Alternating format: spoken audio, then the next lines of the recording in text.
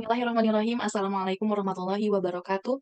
Perkenalkan, nama saya Putri Alia Maulani dan PM 130119085 dari Fakultas Tarbiyah dan Keguruan Prodi Pendidikan Agama Islam akan menyampaikan hasil penelitian dengan judul Penerapan Metode Indonesia Learning Quran dalam meningkatkan kemampuan membaca Al-Quran, studi kasus pada siswa kelas 8 di SMPN 3 Bale Endah, Kabupaten Bandung, dengan dosen pembimbing Dr. Haji Dedi Solana DRSMAG dan Dr. Fitrah Hayati SAG MPDI. Baik, selanjutnya di sini ada latar belakang masalah. Latar belakang masalah dari penelitian ini adalah karena adanya seluruh siswa kelas 8 SMA 3 Balena yang sudah lancar membaca Al-Quran. Akan tetapi, pada kenyataannya, menurut Ibu Haja Mulyantini, selaku guru pelajaran PAI kelas 8, menyatakan jika terdapat 70 siswa dari 385 siswa kelas 8 di SMPN 3 Bale Endah masih belum lancar dan belum mampu membaca Al-Quran. Maka, penggunaan metode Indonesia Learning Quran atau metode ILQ ini dilakukan untuk meningkatkan kemampuan membaca Al-Quran siswa kelas 8. Adapun tujuan penelitian ini untuk mengetahui bagaimana sih perencanaan metode Indonesia Learning Quran pada siswa kelas 8, kemudian bagaimana pelaksanaan yang dilakukan dalam pembelajaran tersebut, adapun evaluasinya pada siswa kelas 8 itu seperti apa, dan yang terakhir bagaimana atau apa yang menjadi faktor pendukung dan faktor penghambat dalam penerapan metode ILQ kelas 8 di SMPN 3 Bale Endah. Selanjutnya, ada kerangka pemikiran di mana penelitian ini dilakukan melalui proses dengan input siswa belum lancar membaca Al-Quran akan diberikan proses melalui pembelajaran metode Indonesia Learning Quran atau ILQ sehingga menghasilkan siswa yang lancar dan mampu membaca Al-Quran. Selanjutnya ada metode penelitian. Adapun jenis penelitian dalam penelitian ini yaitu studi kasus yang digunakan pada penelitian ini dengan pendekatan kualitatif dan jenis data primer yang diperoleh dari kepala sekolah, guru, peserta didik, dan kemudian ada data sekunder yang diperoleh dari dokumen, artikel, serta jurnal. Adapun teknik pengumpulan data dilakukan dengan cara observasi, wawancara, dan dokumentasi. Selanjutnya adalah pembahasan.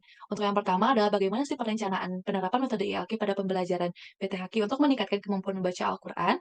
Maka sekolah menyesuaikan tujuannya dengan menyusun perencanaan pembelajaran karena persiapan tersusun dan terkonsep dengan melibatkan pihak yayasan terkait untuk menindaklanjuti penerapan metode ELQ. Kemudian terdapat jadwal pembelajaran serta mata pelajaran lainnya seperti mata pelajaran lainnya, jadi tidak akan mengganggu mata pelajaran lainnya. Adapun guru yang bertugas dalam pembelajaran ini adalah guru yang sudah terverifikasi dan tersertifikasi dari Yayasan ILQ itu sendiri.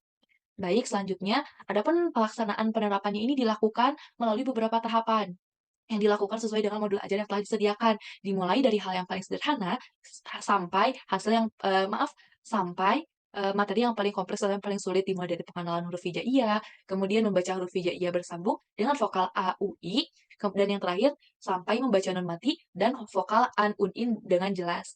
Oke ya, selanjutnya ada evaluasi. Evaluasi dalam penerapan metode ELQ ini dilakukan setelah selesai pembelajaran setiap pertemuannya. Adapun materi yang diujikannya itu terdapat pada modul ajar itu sendiri, seperti membaca potongan ayat sesuai dengan perintahnya, memberikan perhatian khusus kepada peserta didik sesuai dengan kemampuannya, dan membaca Al-Quran merupakan tindak lanjut dari evaluasi itu sendiri. Maaf. Baik, selanjutnya adalah faktor pendukung ini, terdapat beberapa poin. Yang pertama ada ruangan kelas yang nyaman, kemudian laptop, proyektor, modul ajar, pegangan guru, dan waktu belajar yang sudah ditentukan, sehingga beberapa hal tersebut menjadi faktor pendukung yang dapat menjadikan pembelajaran ini lebih efektif. Sedangkan faktor penghambatnya ini terjadi pada motivasi peserta didik yang tidak stabil, kadang semangat, kadang turun, kemudian terdapat peserta didik yang kabur. Karena pembelajaran ini dilakukan pada akhir KBM atau pembelajaran, maka banyak peserta didik yang memilih untuk tidak mengikuti, pembelajaran tersebut dan mengikuti ekstrakurikuler.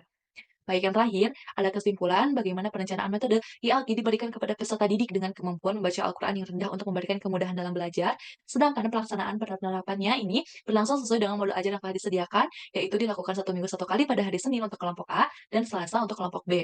Adapun evaluasi pembelajaran ini dilakukan setiap selesai pembelajaran secara klasikal dengan penilaian sesuai dengan keaktifan siswa saat berlangsungnya pembelajaran. Dan yang terakhir, ruang kelas, modul, laptop, proyektor menjadi bagian dari pendukung penerapan metode ILQ ini. Adapun ketidakstabilan motivasi peserta didik dan meninggalkan kelas menjadi faktor penghambatnya dalam penerapan metode Indonesia Learning Quran. Mungkin cukup sekian yang dapat saya sampaikan. Maaf apabila banyak terdapat kesalahan. Billahi taufiq wal hidayah. Wassalamualaikum warahmatullahi wabarakatuh.